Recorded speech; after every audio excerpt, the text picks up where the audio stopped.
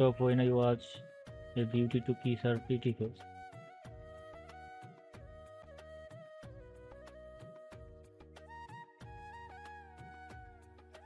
পুরো নাম শেষ হওয়ার ঠিক আগ মুহূর্তে ফিনকির মতো রক্তে ভিজলো স্কেলিটন মাস্কটা। পরপর কয়েক দফায় সেই রক্তের ফোয়ারা শেষ হতে গোঙানি থামলো লোকটার। নিঃশব্দে উঠে দাঁড়ালো আদি।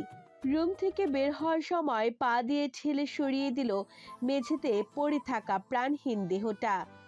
যারার ঘুমন্ত শরীর আয়নের বুকে, কান্না ভেজা ক্লান্ত চোখটা গাড়িতে বসতেই যেন লেগে গেছে ওর।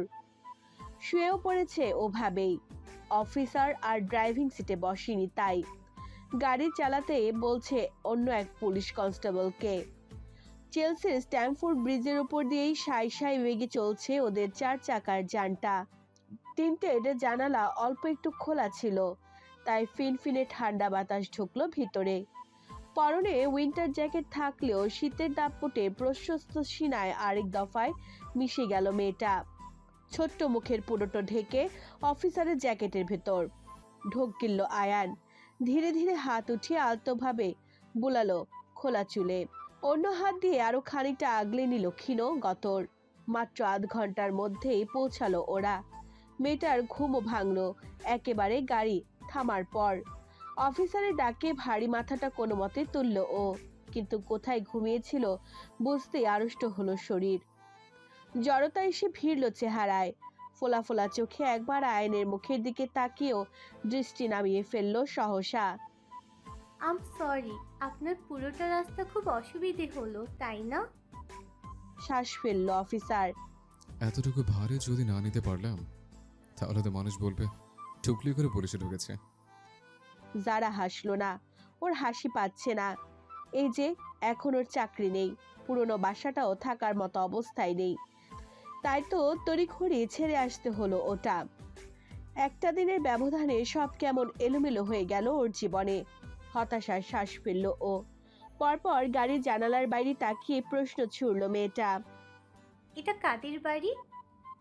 প্যালেসের মতো ঝকঝকে তকতকে একটা কাঠামো। চোখ কপালে জারার। আয়নের উত্তর এলো খানিক বাদে। গ্র্যানির বাড়ি এটা। বাবা মা মারা যাওয়ার পর ছোটবেলা এখানে বড় হয়েছে গ্র্যানির হাতে। কিন্তু তারপর একদিন হুট করে সেও চলে গেল, আর এই বাড়িটাও নিজের প্রাণ হারালো। এরপর আমিও আর আসিনি এখানে। কেন? উত্তর দিল না আয়ান। প্রশ্ন এড়িয়ে আগে নিজে বের হলো গাড়ি থেকে। পরপর জারার সাইডের দরজাটা খুলে গ্লাভস পরা হাতটা বাড়িয়ে ধরলো সামনে। স্মিত হেসে বলল, এই যে আজকে তোমাকে নিয়ে একসাথে আসবো বলে। থতমত খেলো যারা। চোখের তারায় কুণ্ঠা। সেদিকে তাকিয়ে ঠোঁট টিপে হাসলো অফিসার। এখন তো ওর বাটারফ্লাইও আছে সাথে, তাকে কি আর যেন তেন জায়গায় রাখা যায়? কিন্তু মুখে বলল, আসলে খালি বাড়িতে আমারও মন টিকত না, কারণ ততদিনে হোস্টেল জীবনে এই আইন হাঁটার অভ্যস্ত, তাই আর আসা হয়নি। যারা ছোট ছোট চোখে তাকালো আয়নের কথার পিঠে। সন্দেহ যেন দূর হয়নি পুরোপুরি। সত্যি করে বলুন তো, আর কিছু লুকাচ্ছেন না তো আপনি?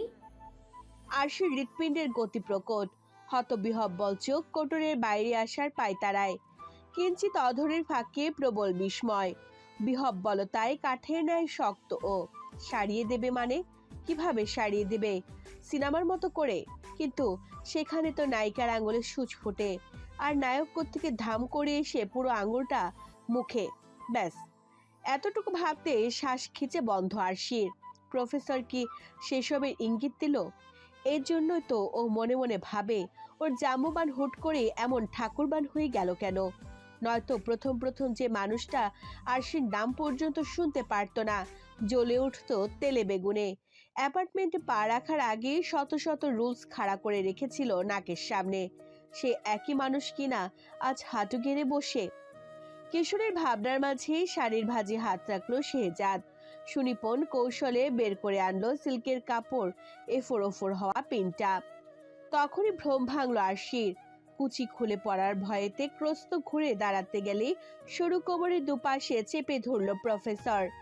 বিস্ময়ের বানে ভেসে যাওয়া চোখ দুটো ফিরে চাইতেই ভারী কণ্ঠে আওড়ালো, অন্য কেউ তো নয়, সরে যাচ্ছিলে কেন? একটু থেমে তাকালো ব্যগ্র হাতে আরশির ধরে রাখা শাড়ির গোছায়। সহসাই ঠোঁটের কোন চূড়ায় উঠল শেহজাদের। কুঁচি খুললেও তো আমার সামনেই খুলবে, তবু এত ভয়? কাট গলাটা ঢোক গিলে ভেজালো আরশি। ভয় কি আরো সাথে পাচ্ছে? এই যে ঠাকুরবান হাঁটু ভেঙে বসে ওর সামনে, ইনি একাই তো 100 ওর ভয় পাওয়ার জন্য। তবুও ধীর স্বরে বলল, ভয় কেন পাবো? আপনি না হয় লজ্জা শরম বেঁচে খেয়েছেন, আমি তো খাইনি। আর কোনো ঠাড়কুবানের সামনে শাড়ি খোলার শখ নেই আমার।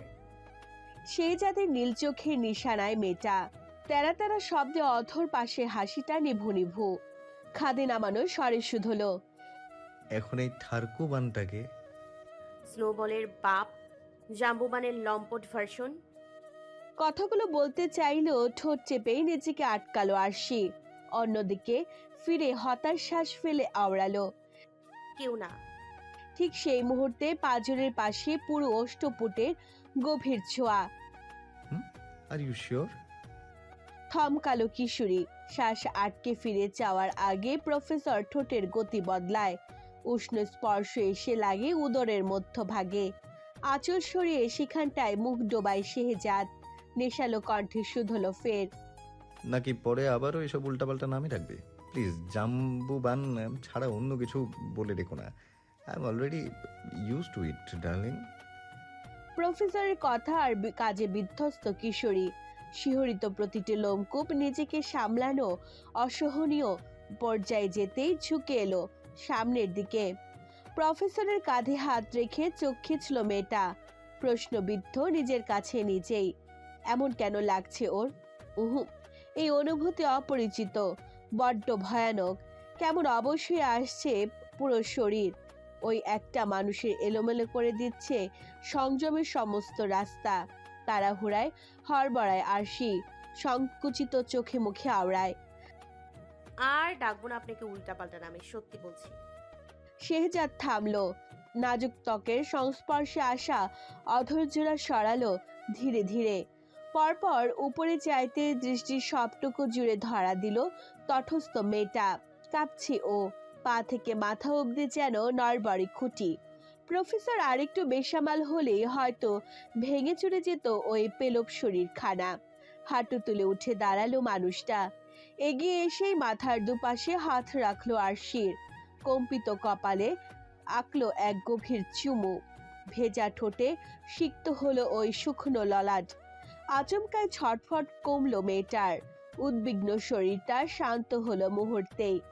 বন্ধ চোখে টের পেল গালের দুপাশে খসখসে হাতের ছোঁয়া। পরপর দুটো অদৃষ্টের এক হওয়ার মুহূর্ত। কপালে কপাল ঠেকতে আরো একবার প্রকম্পিত হলো গতর। সে যাদের তরফ থেকে দ্বিতীয়বারের মতো ভেসে এলো তার ভালোবাসার স্বীকারোক্তি। Will you be my forever Mrs Shehzad? আরশির পুরো পৃথিবীটা থমকালো শেহজাদের কথায়। হোঁচট খেলো খামখেয়ালি ভাবনাগুলো। বোবা মুখ কুলু পেটে বসলো, যেন গলা চিরেও কোনো শব্দ এলো না বাইরে। হতবিহব্ব লক্ষ্মীকোটরে ঝাপসা হলো সহসা। আরশির কি কান্না টান্না পাচ্ছে? উত্তর নেই কোনো। শুধু টলটলে জলের ন্যায় গুটি কয়েক অভিমান গড়িয়ে পড়লো গাল বেয়ে। এতগুলো দিনের অবহেলা এক বাক্যে কি করে ভুলবে মেয়েটা? আরশি পাথরের ন্যায় শক্ত হয়ে দাঁড়িয়ে। অন্তপুটে হওয়া ঘূর্ণিঝড় সামলে নির্বাক কিশোরী দৃষ্টি ফেললো মেঝেতে। যেন টাইলসের ফ্লোরে গবেষণা চালাচ্ছে অবশ মস্তিষ্ক। শেহজাদের প্রশ্নের চাইতেও বেশি গুরুত্বপূর্ণ এটা। প্রফেসর ধৈর্য হারালো না, বরং আলগোছে আজলে তুলল ভেজা গাল দুটো। মেয়েটার মাথা তখনও নোয়ানো, নেত্র পল্লব জুড়ে রাজ্যের অভিযোগ। সেখান থেকে দু একটাও যদি বুঝতো গোমরামুখ জাম্বুবানটা, অনুভব করতে পারতো আরশির কষ্টটা ঠিক কোথায় হচ্ছে। শেহজাদ কতটুকু বুঝলো আরশি জানে না, কিন্তু শুনলো ওই শানিত স্বর বোনা কিছু শব্দ জাল। কিছু বলবে না আরুষি? ছোট্ট বাচ্চার মতো দুপাশে মাথা নাড়ালো মেয়েটা। কি বলবে ও? কেন শুরুতে ভালোবাসলেন না আমায়? এতগুলো দিন কেন একা থাকতে হলো আমাকে ওদেশে? কেন আপনি সাথে করে নিয়ে আসেননি তখন? কেন সবসময় আমাকে দোষারোপ করতেন রুষার হারিয়ে যাবার জন্য? এতগুলো প্রশ্ন দলা পাকিয়ে রইল গলবিলে, অথচ শুধানোর ইচ্ছে যে কবেই আহুতি জানিয়েছে বিদায়ের। মৌনতা ছাড়া কিচ্ছুটি বাকি নেই সেখানে। দীর্ঘ এক শ্বাস ফেলল প্রফেসর। আরশিকে ওভাবে দাঁড় করিয়ে রেখে পা বাড়ালো কাবার্ডির দিকে। ফিরেও এলো কিছুক্ষণ পর, হাত দুটো পিছনে রেখে বলল, বেশ, জানি প্রশ্নের উত্তর পাবো না, কিন্তু একটা সিদ্ধান্তে তো আসতেই হবে। বুকের ভেতর খামচি উঠল আরশির। সবেগে চলল হৃদযন্ত্রটা। অজানা আশঙ্কায় ক্রস্ত চাইল চোখ তুলে। মানুষটা রেগেমেগে ডিভোর্স পেপার নিয়ে এলো না তো? যদি ছেড়ে দেওয়ার কথা ভেবে বসে ওকে। ঘন ঘন বুকের ওঠানামার গতি বাড়ালো কিশোরীর। শুকনো ঠোঁটটা ভিজিয়ে চটপটে বলল, সিদ্ধান্তে আসবেন? সিদ্ধান্তে আসবেন মানে আমাকে ছেড়ে দেওয়ার কথা ভাবলে কিন্তু। শেহজাদ নিজের ঠোঁট কামড়ে তাকিয়ে ব্যগ্রতার চাহনি ভ্রু নাচিয়ে শুধালো, থামলে কেন? পুরোটা বলো। যদি ছেড়ে দেওয়ার কথা ভাবিও, কি করবে তুমি? আরশি এদিক ওদিক তাকালো কি করবে খুঁজতে।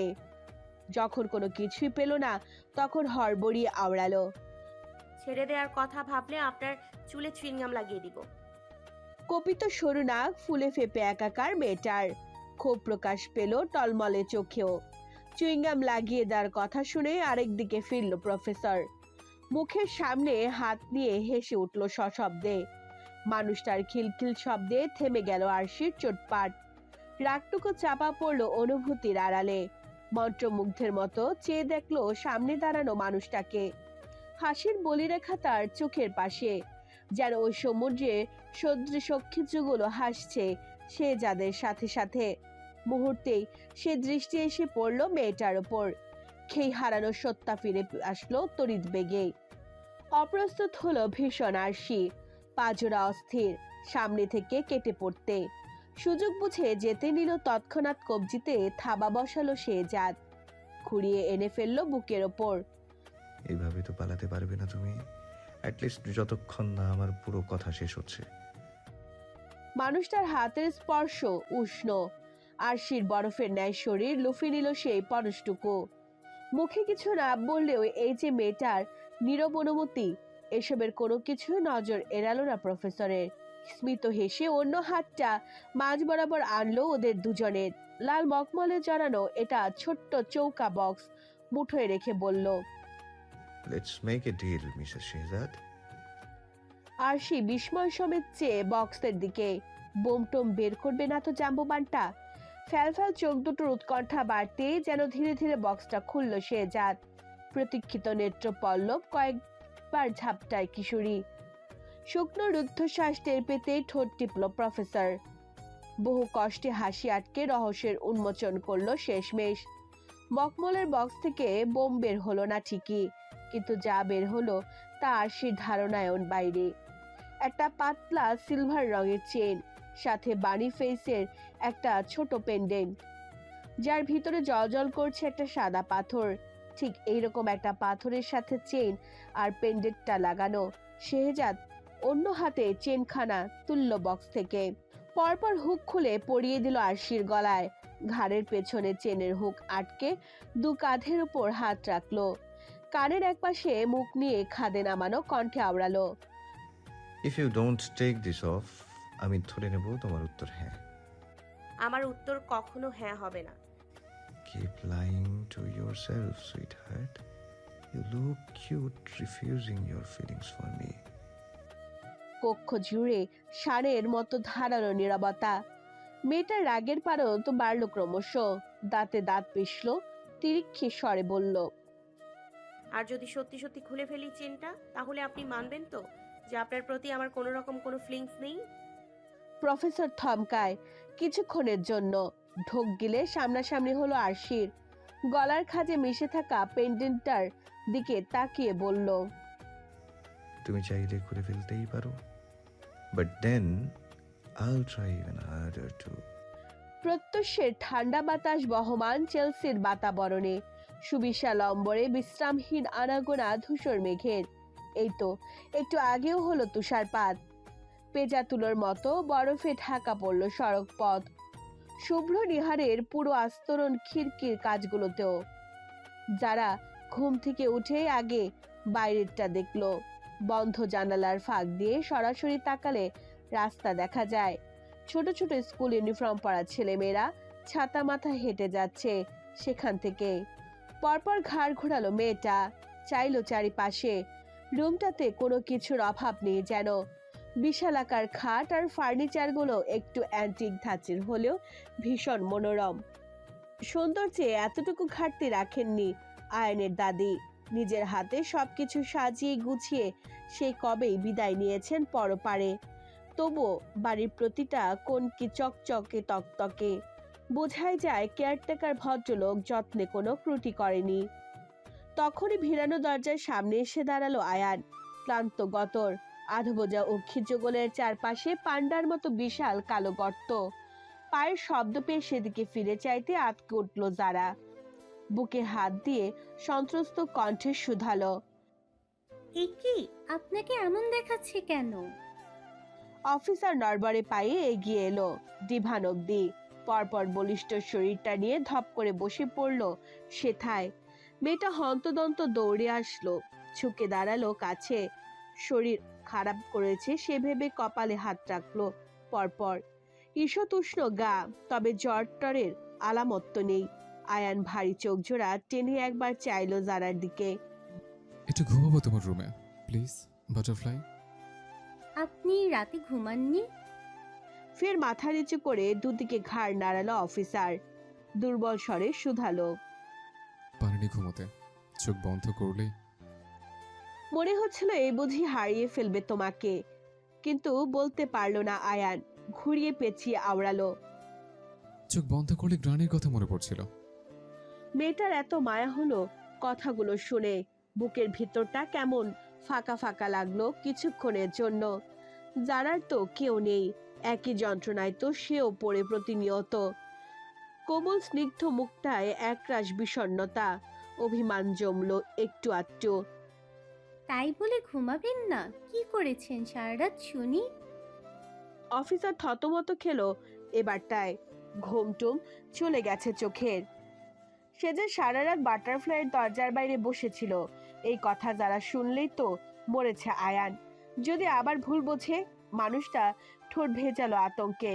প্রশ্ন এড়াতে বাহানা খুঁজে বলল, তুমি পার্ট টাইম জব খুঁজছিল না? আমাদের একটা স্কুল আছে পাশে, গ্রানির হাতের করা। তোমার ফ্রি টাইমে তুমি পড়াবে ওখানে, কোনো চাপ নিতে হবে না। তুমি যখন সময় পাবে তখন গেলেই হবে। কিশোরীর নীল চোখ পুলকিত হলো সহসা। প্রফুল্ল চিত্ত সময় নষ্ট করলো না উত্তর দিতে। হৃষ্ট স্বরে বলল, কেন পড়াবো না? নিশ্চয়ই পড়াবো। মুহূর্তে কিছু একটা ভেবে থামলো যারা। মিনিট খানেক চুপ থেকে শুধালো, এই যে আপনি এত এত ঋণের বোঝা বাড়িয়ে দিচ্ছেন আমার, এগুলো কি করে শোধ করব বলুন তো? আয়ান অধর কামড়ে চেয়ে আনো তো ওই ছোট্ট মুখটায়। আচমকায় কাঁধ সমান চুলগুলো কপালের সামনে থেকে সরিয়ে কানের পাশে গুজে দিল কিশোরীর। তপ্ত আঙুলের ছায়ায় সম্ভিত ফিরল মেয়েটার। শুনল অফিসারের খাদে নামানো স্বর। বিয়ে করবে আমায় বাটারফ্লাই? প্রকট নেত্র তুলে তাকালো যারা। তাজ্জব বনে মস্তিষ্কের প্রতিটি স্নায়ুকোষ। হতবাক হওয়া কণ্ঠ চূড়ায় তুলে শুধালো, কি? অফিসারও ভরকালো সেই শব্দে, তবুও শক্ত রাখলো নিজেকে। দম নিয়ে বলল, ধরে নাও জাস্ট আ কন্ট্রাক্ট ম্যারেজ। আসলে গ্র্যানি ভুল করে গেছেন, তাই সমস্ত প্রপার্টি তখনই আমার নামে হবে যখন আমি বিয়ে করব, আর তোমারও ঋণ শোধ করতে হবে। তাহলে বিয়েটা করে ফেললেই দুজনের জন্য হলো না উইন উইন সিচুয়েশন? বিস্ময়ে নরণচরণ বন্ধ মেয়েটার। অবিশ্বাস নিয়ে শুধু দেখে গেল আয়ানকে। চোখ খিঁচল অফিসার। আবারও একটা ব্লান্ডার। কি দরকার ছিল হড়বড়িয়ে এতগুলো মিথ্যে বলার? এবার যদি স্বার্থপর ভেবে বসে বাটারফ্লাই ওকে। শ্বাস আটকে রইল ওর। হৃদযন্ত্রটা বন্ধ হবার উপক্রম উৎকণ্ঠায়। তখনই মুখ খুলল যারা। যারা বিমূঢ় অধরকে নেড়ে কোনো মতে আওড়ালো, আমাকে আমাকে একটু সময় দিন ভাবার জন্য। সকাল সকাল বিছানার ওপরে বাবু হয়ে বসে আসি। পরনে লং স্কার্ট আর টার্টেল নেক সোয়েটার, কোলে স্নোবল। খাওয়া দাওয়া করতে করতে খাটাখাটনিও হয়েছে প্রচুর। তাই তো মায়ের কোলে শুয়ে শুয়ে আরাম করছেন উনি। মেয়েটা একবার তাকালো ওয়াশরুমের